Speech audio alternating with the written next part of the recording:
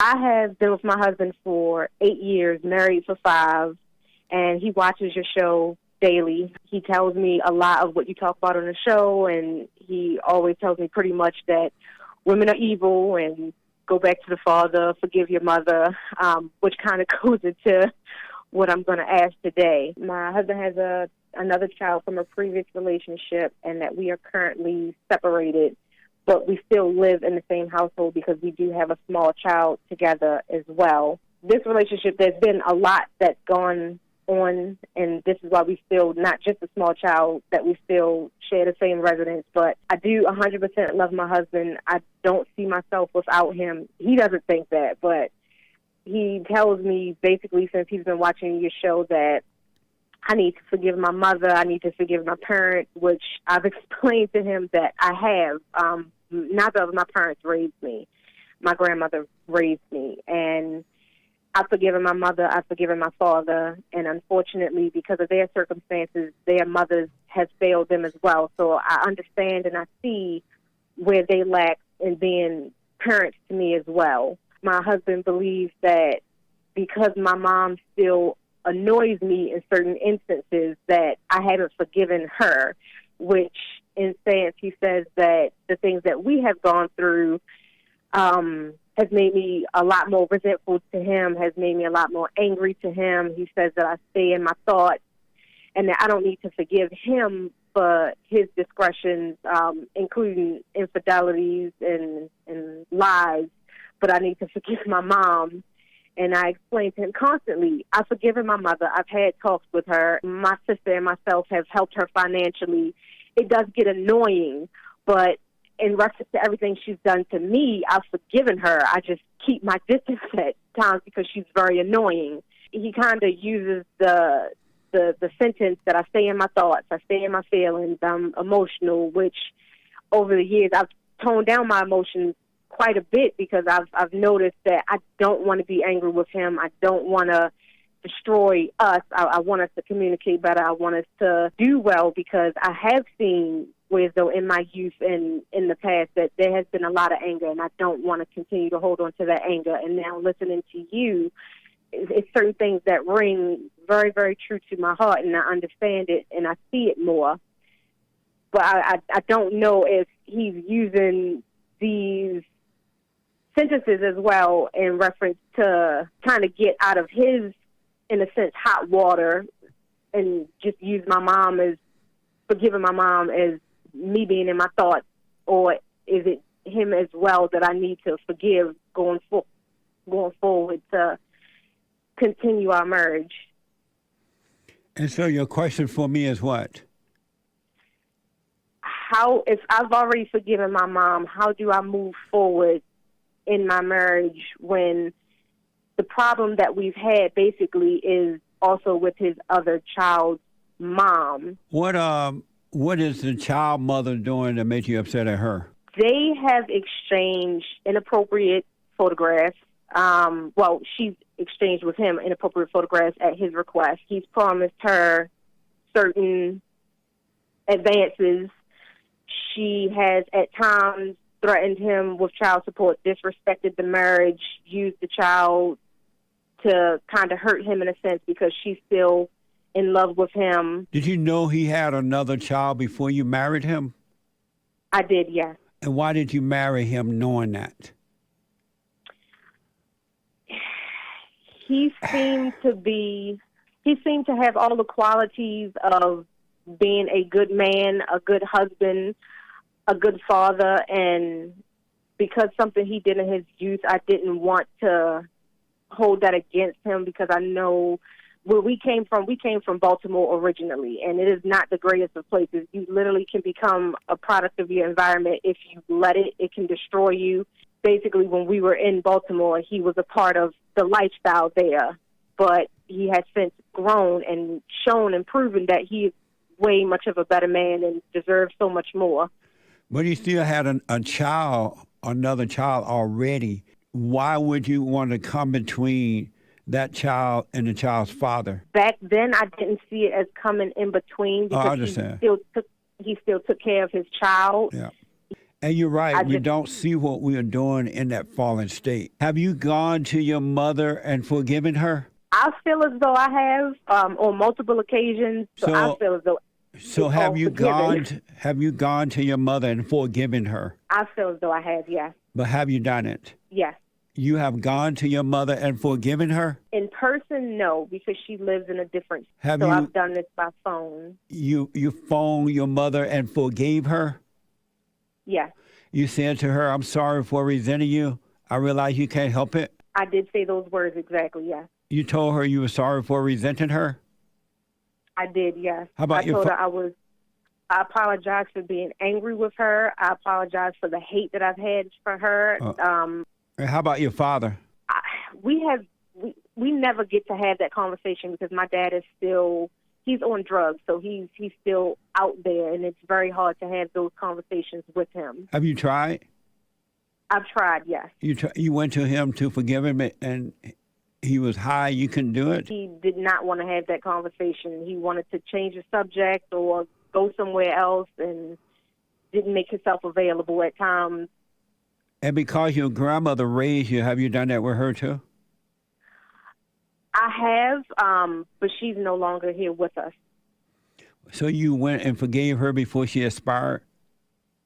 Unfortunately, no. And so one last forgiveness. You said your husband did some stuff with some other woman or something, sound like. Have you forgiven him for that? No. And why not? He claims that my forgiveness is not with him, it's with my parents. But you resent him for what he's done, right? I mean, not right, but do you resent him for what he's done? Would you say he's done? I do. So did you tell him that? I have. So where's your anger coming from?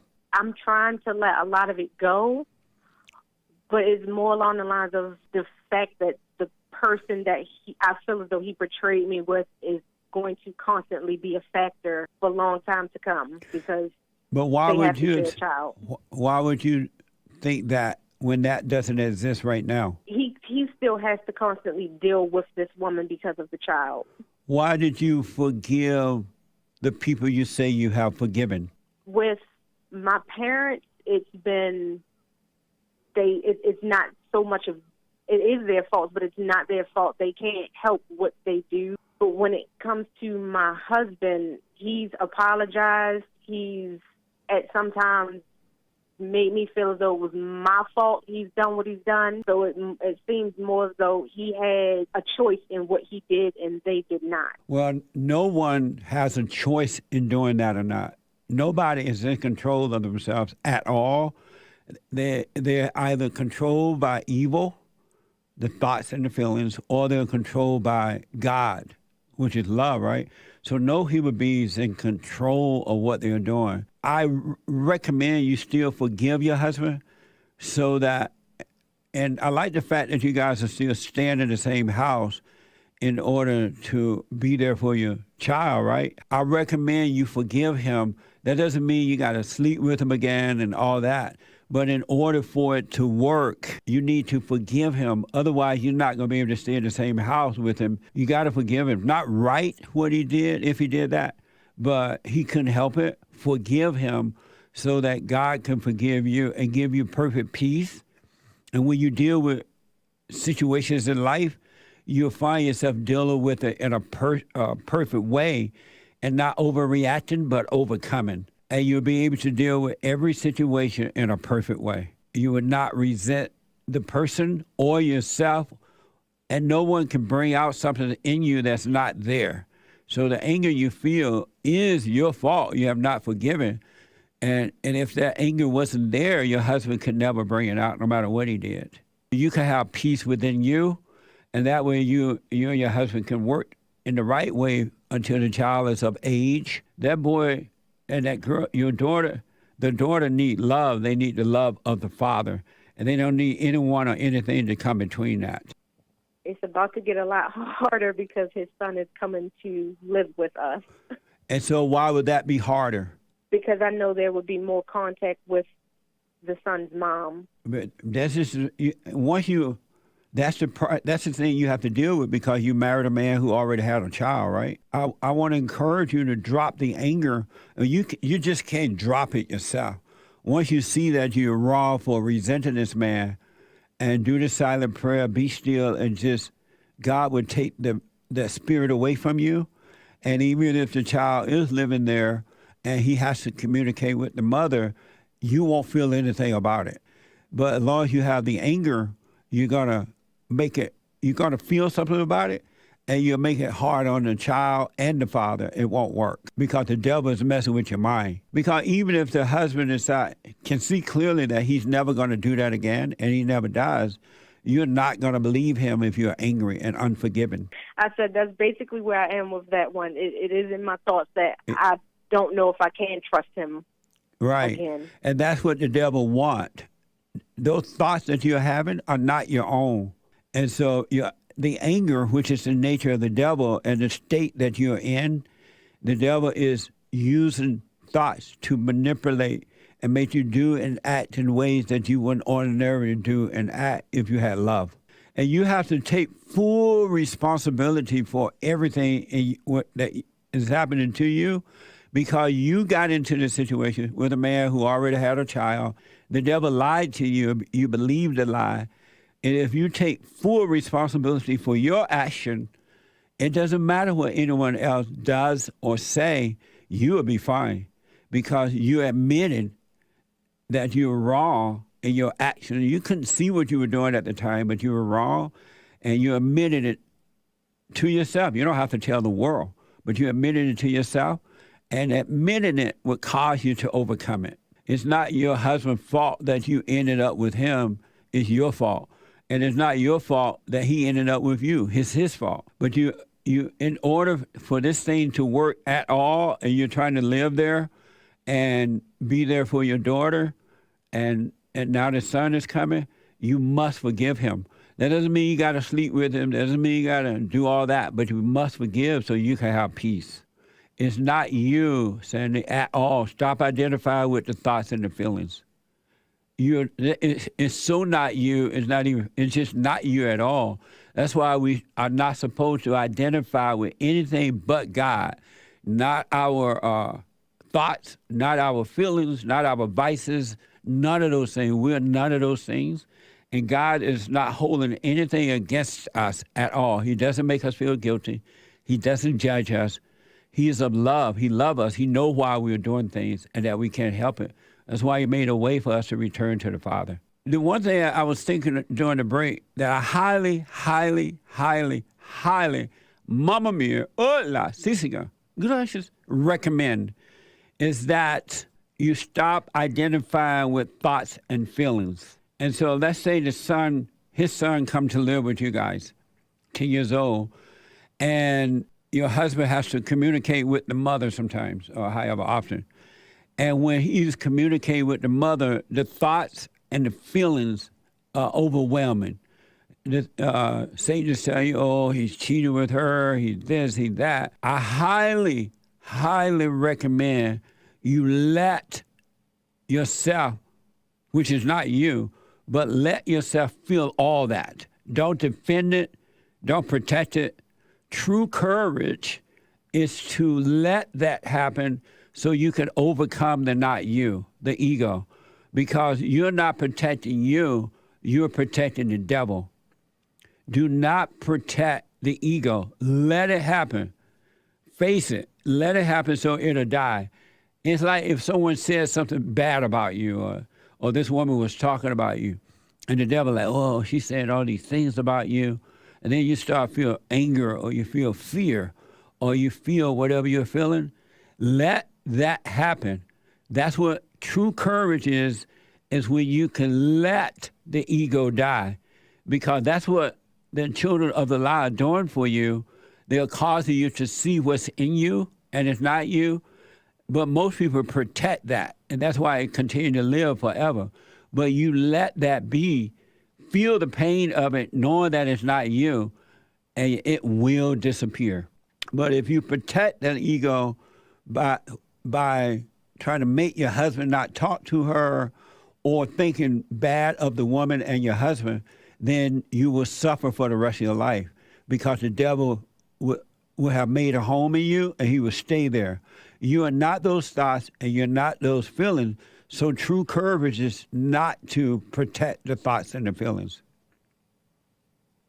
So if I don't protect the thoughts and the feelings and it does happen, does that mean that I forgive him all over again and stay in my marriage and it continues to happen? And no, what's going to happen is once you truly, truly forgive, then the light of God will destroy. That's what I'm telling you, to let the thoughts and feelings, don't protect the thoughts and feelings about situations or whatever, right?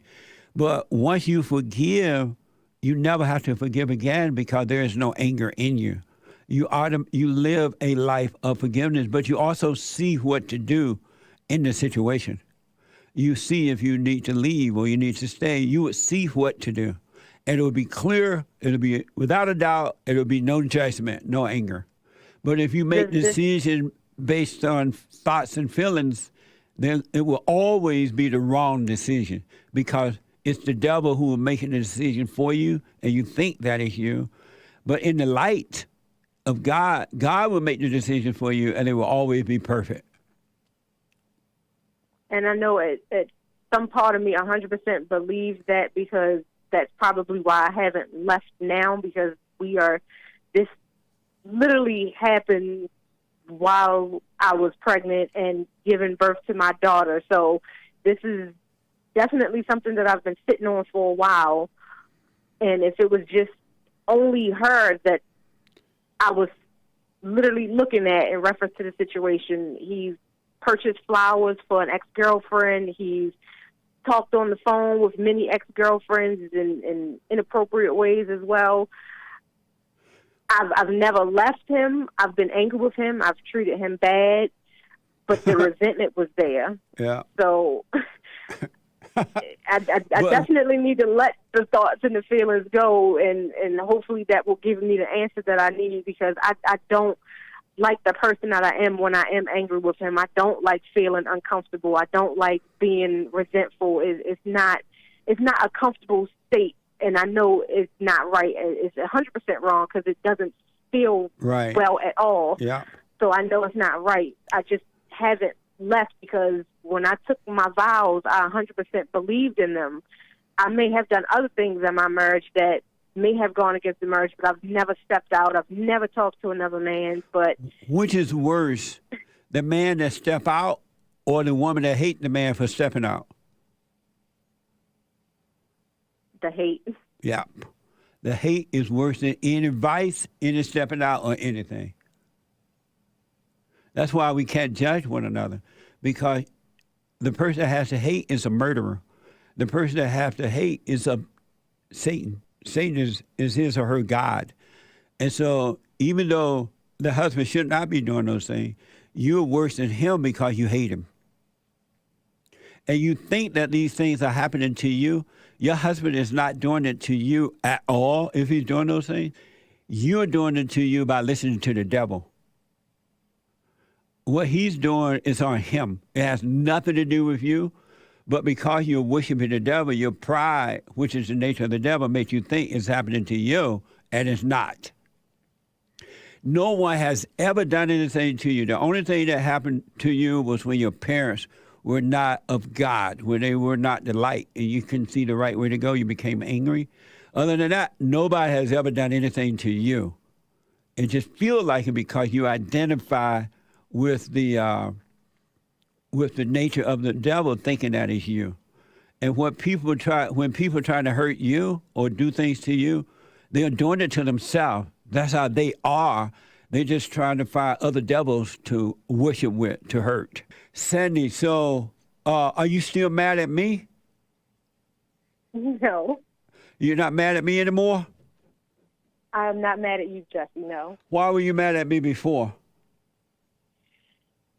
Before I started listening to your show, a lot of the things that my husband was saying to me, I felt as though he was trying to use it to kind of get out of his hot water in a sense. And it sounded very hateful. It sounded like you hated women. It sounded like because the only part he was giving me was women are evil and you're not your thoughts and you need to forgive your mother.